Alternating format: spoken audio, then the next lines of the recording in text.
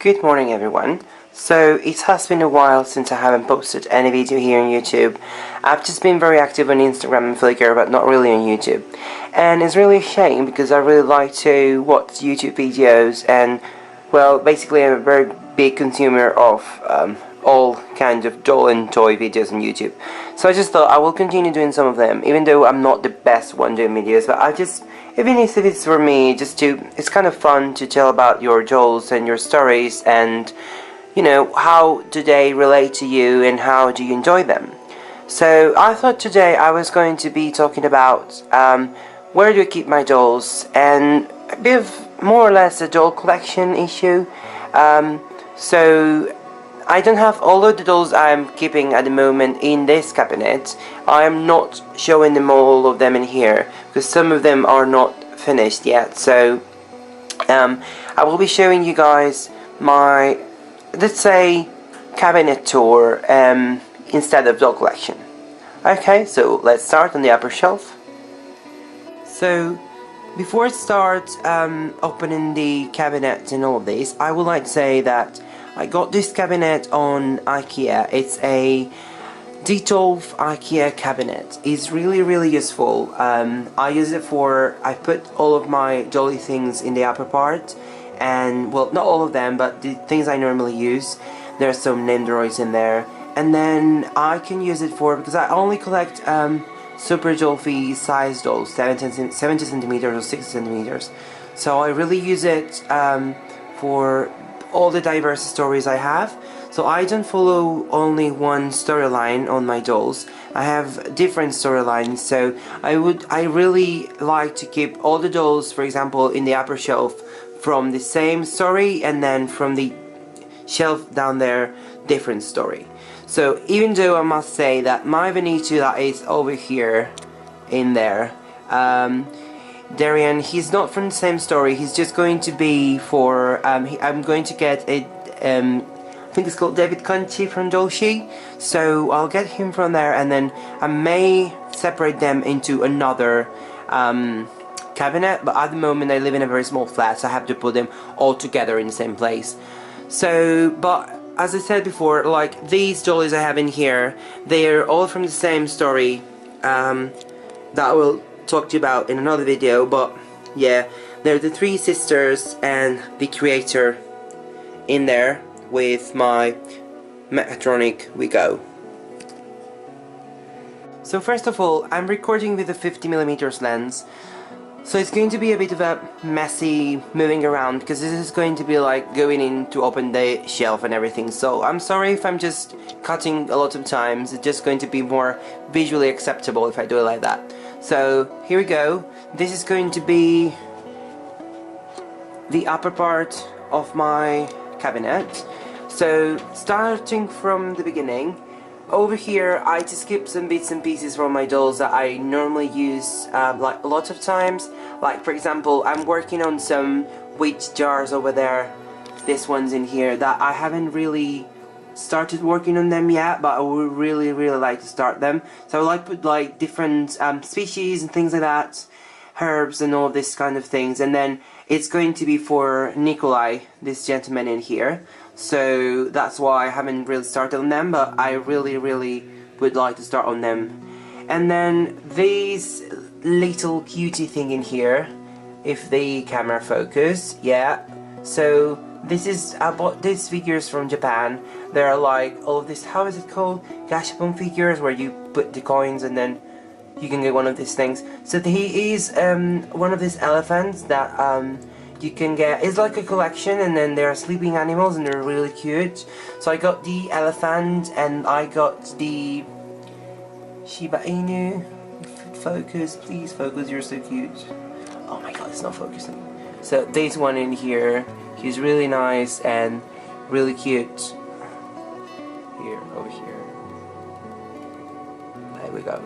He's really cute.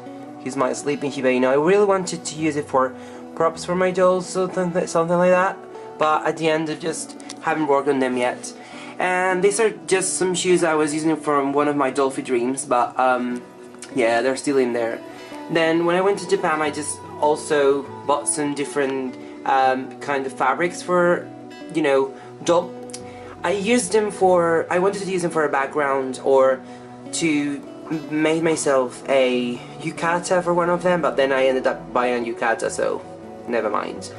These are just some prints that I got from one of the one shop here local, and then this is the basket that I keep like some of the most recent outfits that they've been wearing, because I keep all of the outfits on one of these boxes from the companies. It just gets all crowded in there, and I have to keep them very nice and tidy in my room, so I don't want to be like taking them out and in again, so I just keep them in there. And then these two guys in here, they're just Nendoroids from Sword Art Online. I really enjoyed a lot the series, the anime, so I just bought them when I went to London to a convention. So now moving to the doll part, which is the important one, I have in the upper part the story called Les Poupées de Mal. So they are basically a story of different characters. They don't have anything in common between them, but they get together because of life. And eventually they create a circus, and they have to help Armand, who is this magnificent gentleman here, to take revenge from one of his ghosts from the past.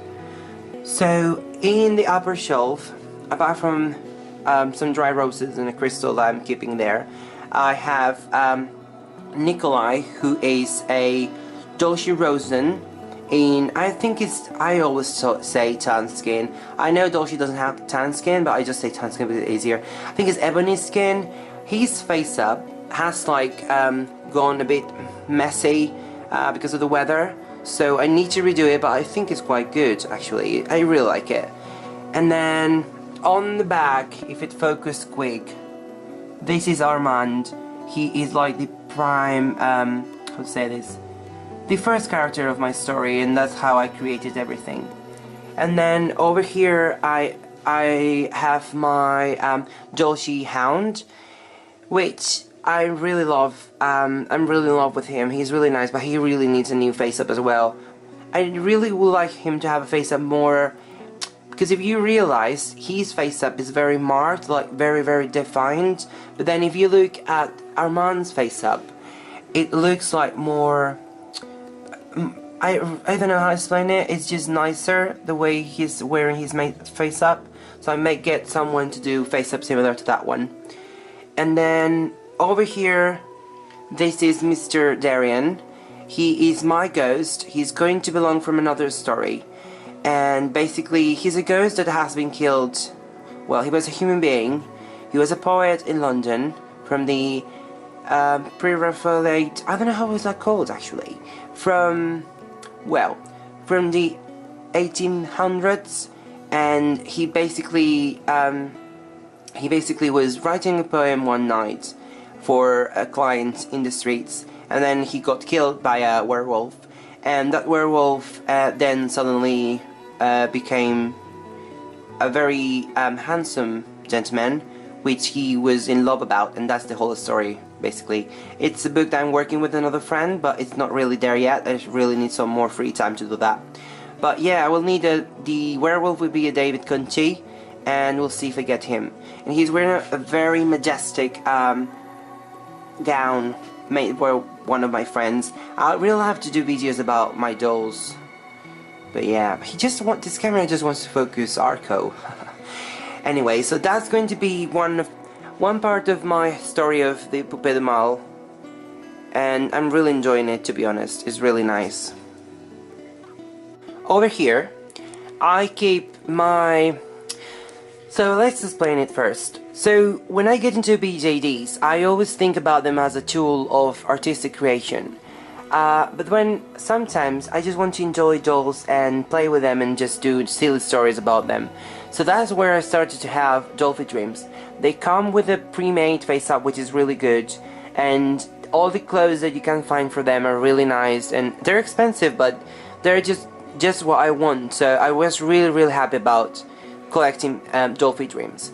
But I thought that they needed a story, because I was just collecting them just for the sake of having dolls. and at the end of the day they got me bored, and I didn't really want to sell them just because of that. So I just created a story where these three sisters are robots, and they've been created by someone called the Professor. So now I really love Chobits, and I really love Nichijou, which is another animated series. So I just grabbed bits and pieces from here and there, and then I just made it all a story.